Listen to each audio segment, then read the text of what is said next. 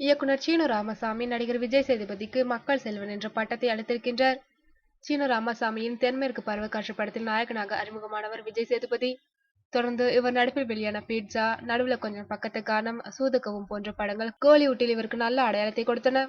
தன்னை நாயகனாக அறிமுகப்படுத்திய சீனு ராமசாமியின் தர்மதுரை படத்தில் தற்போது விஜய் சேதுபதி நடித்து வருகின்றார்.